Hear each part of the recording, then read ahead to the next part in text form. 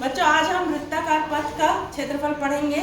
हमारे पास एक प्रश्न है कि एक वृत्त का क्षेत्रफल 616 वर्ग सेंटीमीटर है।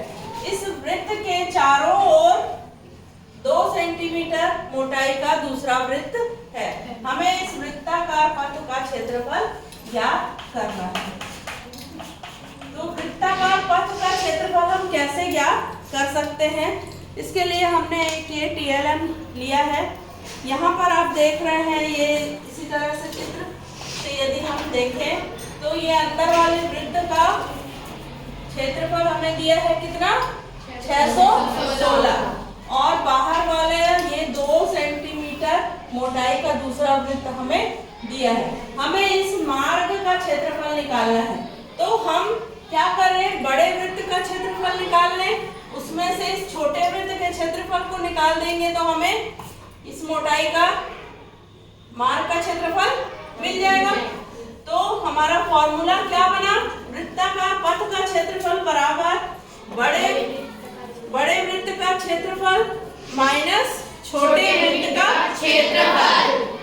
तो बड़े वृत्त की त्रिज्या यदि हम मान लें कैपिटल R और छोटे वृत्त की मान लें स्मॉल r, तो वृत्त का क्षेत्रफल क्या होता है, पाई r स्क्वायर। यहाँ बड़े वृत्त की त्रिज्या हमने ले ली कैपिटल R स्क्वायर और छोटे वृत्त की ले ली स्मॉल r स्क्वायर। तो पाई r का वर्ग माइनस पाई r स्क्वायर। यहाँ पाई दोनों में कॉमन निकल जाएगा, capital R square minus small r square. ये हमारा फॉर्मूला बन गया। अब यहाँ पर हमें दोनों r नहीं मालूम, ना कैपिटल R मालूम है ना स्मॉल r नहीं मालूम। तो उसके लिए हमें क्या करेंगे कि छोटे वृत्त का हमें क्षेत्रफल मालूम है, तो उससे हम उस स्मॉल r निकाल सकते हैं। छोटे वृत्त का क्षेत्रफल पाई r का वर्ग बराबर 616, तो पाई r वर्ग बराबर 616। यहाँ पाई का मान रख दो 22/7, r का वर्ग बराबर 616।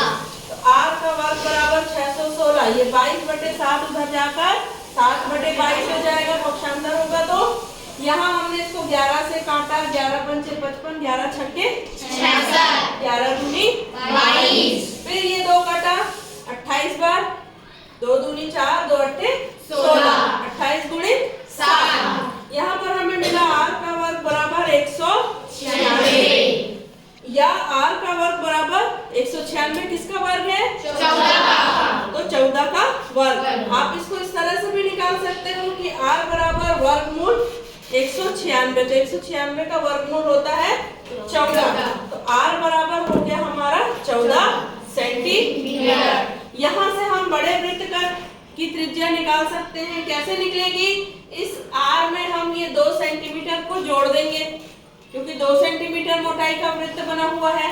तो स्मॉल r प्लस 2 किया हमने, तो हमें कितना मिल गया, 16 सेंटीमीटर। बड़े वृत्त की त्रिज्या मिल गई 16 सेंटीमीटर।